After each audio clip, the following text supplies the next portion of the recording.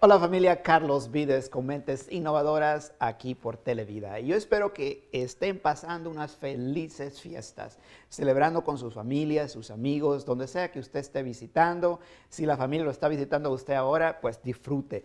Esa es la idea de estas fiestas especiales. Y quiero también recordarles la importancia de cuidar nuestra salud. Si usted va a salir a la calle, no maneje embriagado, por favor, para que no tengamos problemas con lo del la policía, accidentes que no necesitamos tener. Todo es muy importante que usted se cuide para que disfrute la fiesta y el 2023 llegue lleno de mucha prosperidad y usted tenga un super 2023. También no se olvide la importancia de poner sus metas. Cuando ponga sus metas, póngalas con la referencia 1, su cristianidad, 2, su familia, 3, su salud, 4, su desarrollo mental y 5, sus negocios. ¿Cómo usted va a crecer sus negocios en el 2023? Perfecto. Bueno, siéntese porque este día le traigo un invitado especial. Es alguien muy importante, alguien que le tengo admiración en Kansas City y quiero que usted tome notas y aprenda. Específicamente si usted tiene niños que están empezando, saliendo de high school, que van a la universidad y todo eso, quiero que aprendan mucho de este jovencito porque es de aquí, local, de Kansas City, y vamos a aprender mucho de él. Please, let's pay some attention and sit down, relax, take a notebook, and so you can take some notes. We're going to be talking today to a very special person. He's a local, born and raised in Kansas City, and for that reason, we have Mr. Crispin Reyes. He's running for City Council in Kansas City. Mr. Crispin, thank you for being here. Thank you for having me. What a pleasure. Yeah, absolutely. Yeah. You know, I've known you for so long, but I feel like I don't know you that much. Will you tell us a little bit, who is Mr. Crispin Reyes? So I'm currently an assistant prosecuting attorney with Jackson County in the Special Victims Unit. I've been doing that for about 8 years. But I actually grew up in Kansas City, was born and raised on the east side, not too far from where we are today in the Northeast. And spent all my formative years on the east side in a neighborhood that was challenged by disinvestment, crime, gangs, drugs, all that kind of stuff, but was also very diverse and had good people who worked hard. And that's the neighborhood that I'm from. Fantastic. So your mom and dad, are they first generation or second generation Hispanics? My mom and dad were second generation. Second generation. So my family moved on both sides, from Mexico to a couple small towns in southeast Kansas around 1910, 1911. And the families worked at some cement plants in these towns. They were brought to work as remember that. cement plants. Yes. And you had about 20 or 30 families in these towns, Humboldt, Kansas, Iola, Chinook, kind of that area, which still has a fairly large Latino population. And then World War II happened, and all the men, all those Mexican-American men went off to fight for the United States. My grandpa was one of them. And after that, they then moved to Kansas City's west side, where my parents grew up, and then, like I said, I was born on the east side. You know, on the west side, there is even a little church where I used to go to back in 1998, when I came to Kansas City. It used to be called the First Mexican Baptist Church, at West Side. I don't know if you're right there in the corner. Is it on Cesar Chavez? Yes, Cesar right Chavez. On the corner? Yeah. I'm familiar. And then they changed the name because they said that the Central Americans and all different blends started to come in. So it was changed the name, but it used to be dedicated and only for the Mexicans that were here in early days. Wow. For the railroad and like you talk about the cement plant and all that stuff. Pretty neat. Yeah, it's a neat history. It's a long history of struggle. It was hard for those folks working in those cement plants in Kansas. And then when they came to the west side, my grandpa worked on the railroad, still a lot of hard work. And it's that hard work that's allowed me to be where I am today. And to be in a courtroom, to have my law degree and to do those things. Yeah. And so that's not lost on me. Generation by generation, we've been able to make the next one just a little better. So were you always thinking about, I want to be an attorney and have a purpose of why you were this as a kid, or how did that come about? So in terms of being an attorney, I had been involved in politics for a little while, and I always noticed that whether it was the city council, whether it was the school board, the attorneys who were in those positions always had something unique to offer. You know, the legal training, the understanding of the Constitution, and how the laws apply, and always had something special to provide. And so I knew I wanted to be in politics, and that seemed like a valuable skill set. So I decided that I wanted to go to law school. I did not know what I wanted to practice, what kind of law I wanted to practice when I started. And I figured it out very quickly, though. In May of 2010, I was working at the Mattie Rhodes Center. Yes. And we had started a program. And I think that's what I met you. That might have been it, yeah.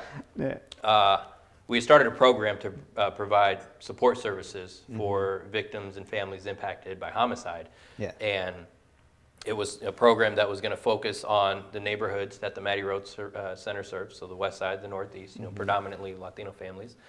And so we launched the program Memorial Day of May of 2010. And that weekend we launched the program, and then about 48 hours later, on Memorial Day, that Monday, I was at my dad's house, you know, over on the east side where I grew up, and we were having a barbecue in the backyard. Heard some gunshots, heard the police sirens, and then about an hour or two later, I got a phone call that we had our first family to help. It experienced a homicide. So that was a sign to you that you were in the right place. Well, this victim, he was a 17-year-old young man. He was incoming class president at East High School. He was a National Honor Society scholar. He'd been to Jeff City to lobby on immigration issues. Life. Really, really bright kid. And gun violence took his life. And this was a family who needed a lot of help. And they were Spanish speaking. They didn't understand a lot of, you know, the criminal justice system, like most people don't. And seeing that family struggle, you know, there was someone who had shot this kid who was at large in the community for months. And these folks felt like their community didn't support them. And so that was the moment that I decided if I was going to practice law, I wanted to be a prosecutor. I wanted to help families like his through that type of trauma, through that type of crisis. What a neat story. I mean, it's sad what all the things that happen in our community, but also so encouraging, especially for you up there that are watching. If you're a young person thinking of going to college and not sure about what you're going to go for, listen to this type of stories, because that's what I always talk about it. You know, how important it is for us to go in the right field, to be able to represent ours. And another thing that I also admire so much about you, Crispin, is that you've been involved since a young age. Like you said, when I met you, I thought you were like in high school, but you weren't, right? You were in college already. Well, I started working in the mayor's office, full-time position, not an internship, full-time position. You look so young. I was 21. Oh my God. I was in my third year of undergrad. I was finishing fourth year. I was finishing my fourth year of college and started working full-time in the mayor's office. And it was a good experience, and you know, I learned a lot about City Hall, but I was very young. But that's what I want to lead to it, because even at your young age, you always seem very interested in the public service and being able to represent. Because, you know, being out in Mattie Road, remember, you know, when I met you, that's exactly what I met you. You were doing that exactly what you just told us, and that, you know, you guys were out in the city. You told me that you were out helping families that have been involved in crimes and things like that. And that's one of the things that I always tell the young community. I said, you got to get involved in these areas that is needed. And that's why I always wanted you to come to talk to us about it. And now you're going for city council. I am. That's a big deal. It is. You know, we have not had Latino on the city council since 1994. That's a long time for a city of our size. You know, we have thriving Latino neighborhoods that have been in Kansas City, you know, staples of the community for 100 years, you know, the west side and the northeast. And you know, these are neighborhoods that are disinvested in, neighborhoods like where I grew up, where folks are struggling. And it's important for that voice to be shared. Now, you know, I'm running to represent all of Kansas City, north of the river, south of the river. And I believe I have the experience to speak to their issues north of the river, south of the river. I feel you do, especially with all these things you just shared. Yeah. But it is important for our community to have a voice, and that is one of many reasons why I'm running. Fantastic. So what are some of the things that you feel that you are more interested on to make sure that take place in the Kansas City metro area? So a couple of things. This has been a very violent year in Kansas City. I believe just this morning we experienced our 167th homicide. My gosh. We are, as of today, today's December 14th. Yes. We are 12 homicides short of the all-time homicide record in Kansas City. I believe it's 179 homicides. And I believe that year was 2020. And so it has been a violent year in Kansas City. And we got to do something about that. Yes. It's a major public safety issue that we need to address. We do not have to accept these high homicide rates as the new normal. In 2014, we had, I believe, 76 homicides. Still a lot. Yes. Still a lot, but it was a large reduction from the year before and less than half of what we've already experienced this year. And what we had in 2014, 2014 is when we had 76 homicides, was an evidence-based crime prevention, public safety strategy that was very successful. And so we have solutions that we can implement. We have to do it.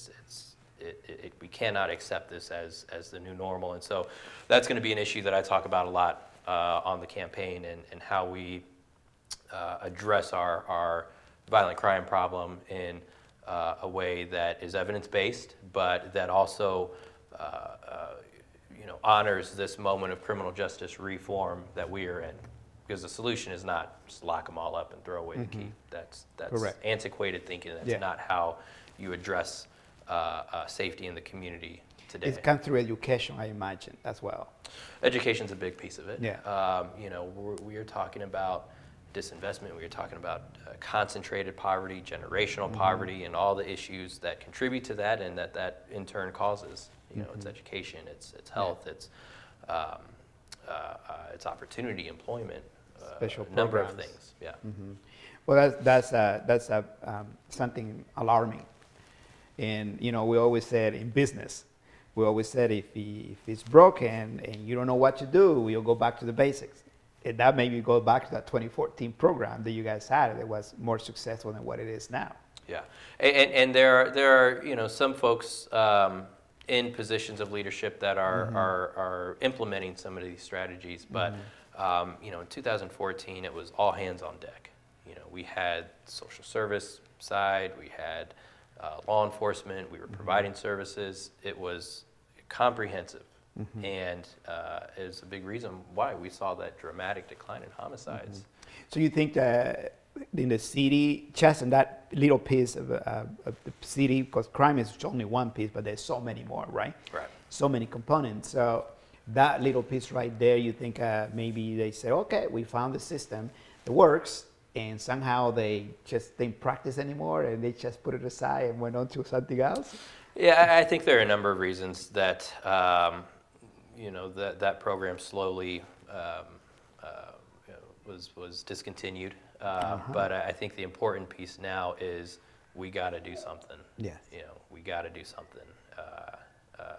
167 homicides is It is alarming. It is definitely. I got two little girls, and they like to go out to concerts and go out to visit friends. And when you put it that way, I'm like, I'm going to tell my kids to not go out at night.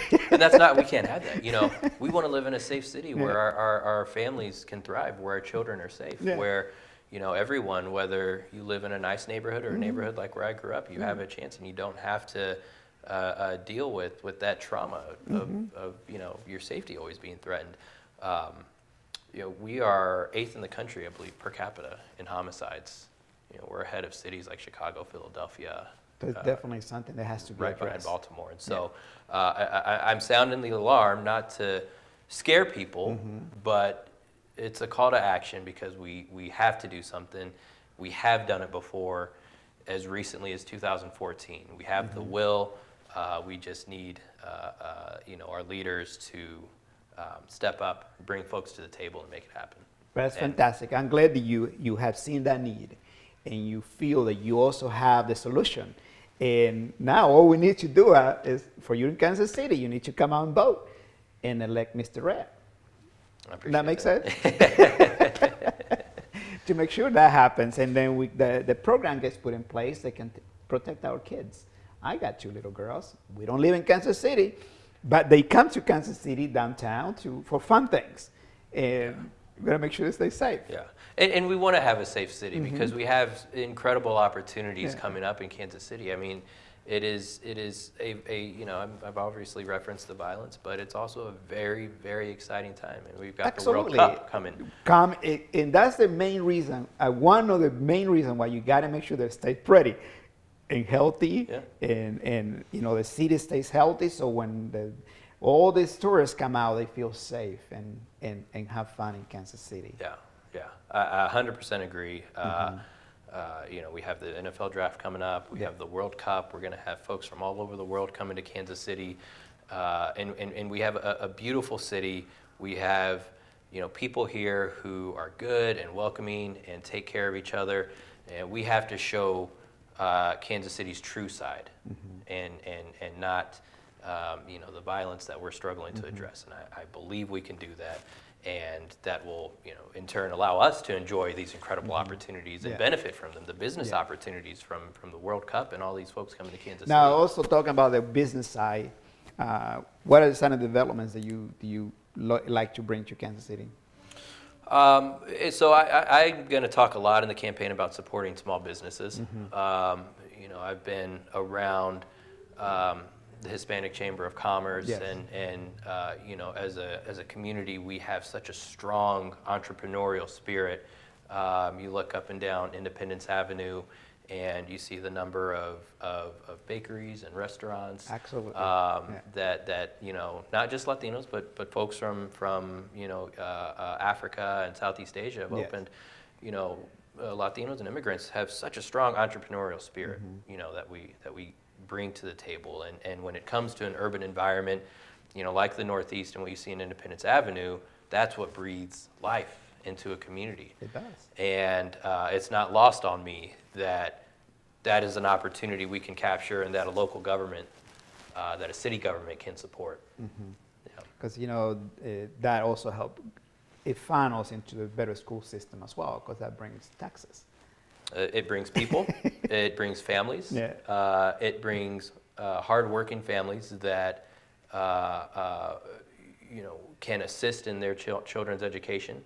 That will be involved. It brings property taxes and taxpayers that fund the district and help the district provide education. So absolutely. There we go. And then I'm a strong believer, because coming from a third world country, I know that education is the #1 factor to stop a lot of the things crazy that happens, because the more education you get, the better you see the world. And because a lot of times crime happens because people is not well educated, and all the consequences that one crime brings. But if I'm educated, and I know if I'm doing something wrong, I immediately know that I'm doing it wrong, and I'm going to stop it because I don't want to be part of it.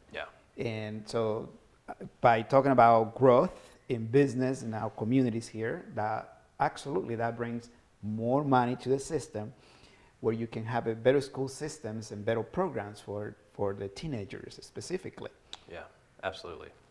Love it. Great idea. So anything else that you think that is very important for us to know about your campaign? City council, the city government, its job, its bread and butter is to focus on the basic city services. This is kind of the boring stuff, but it's only boring until it becomes a problem, right? I'm talking about potholes, I'm talking about picking up the trash, plowing the snow. These are things that aren't, exciting topics until you hit that pothole, or until you're trying to get out of your driveway and you can't because the snow plow hasn't been plowed.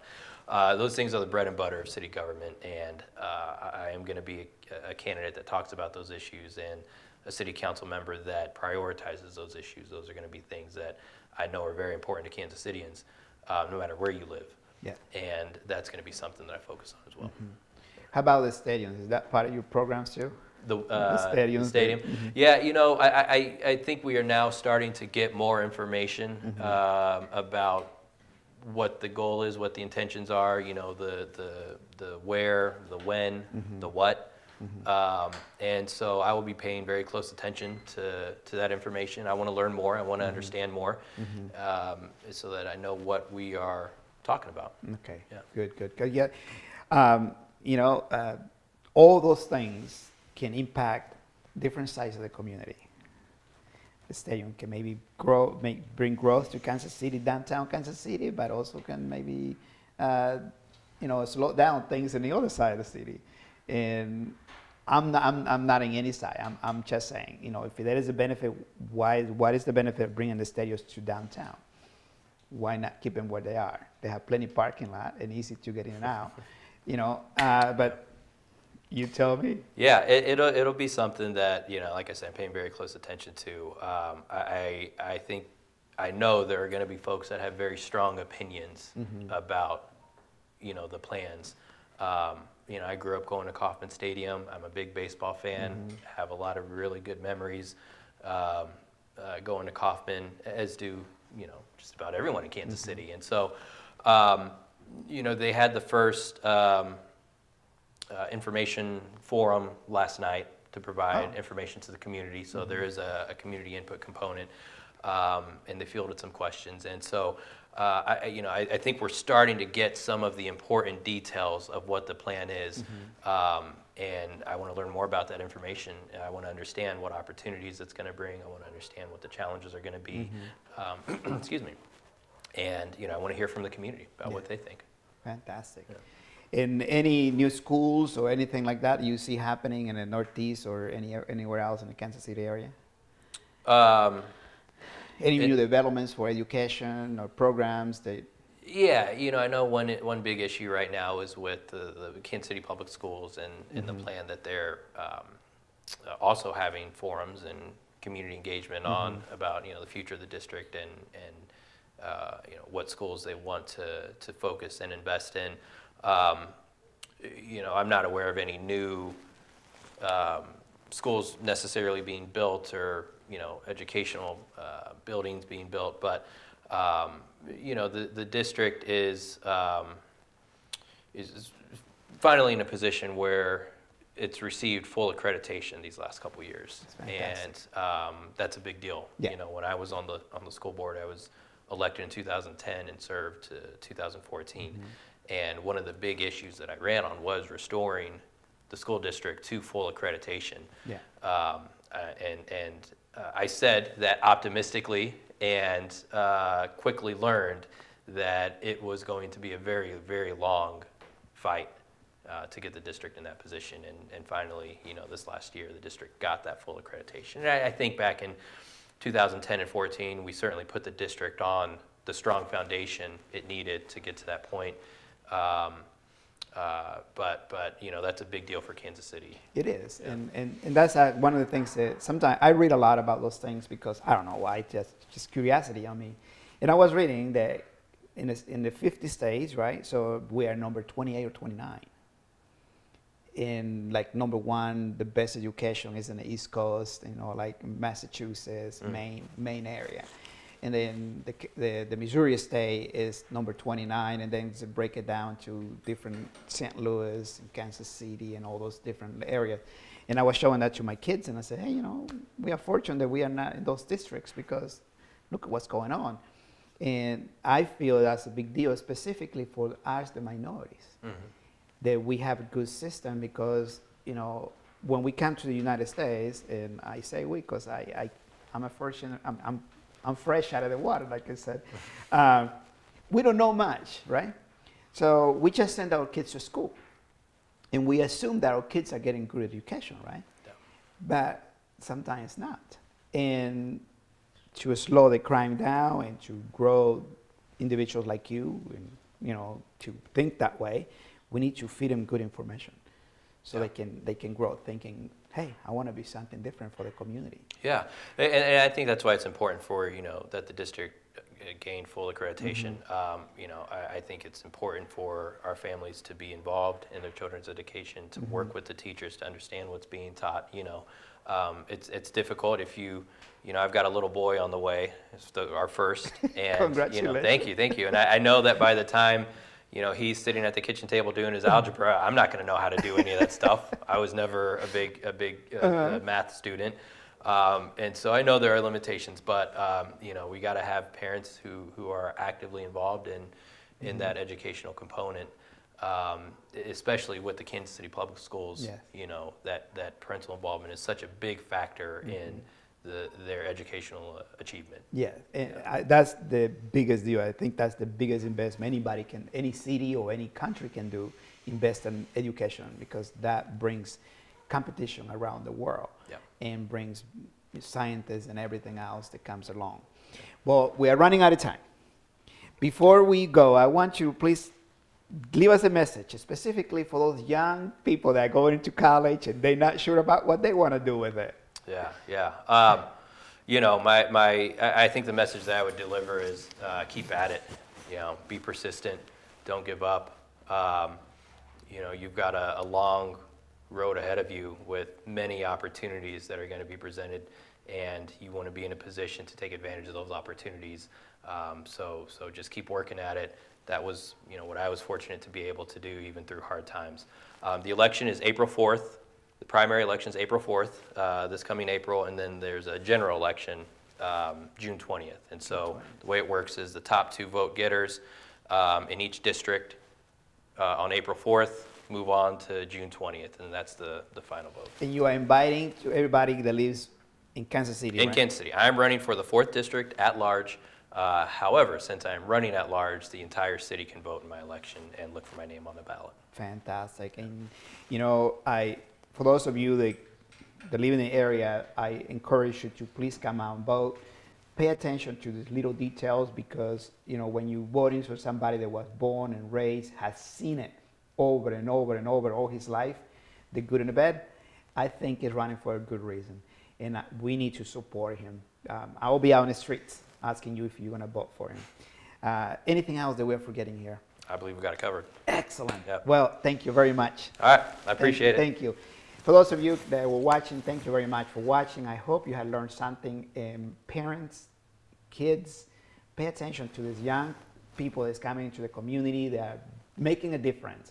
And if you want to make a difference, all you have to do is start somewhere. And that's what Crispin Rea did. He started somewhere within a small program, and now look at this. He's an attorney. He's running for a city council. So, big deal. Thank you very much. Carlos Vides, Mentes Innovadoras, aquí por Televida. Nos vemos pronto.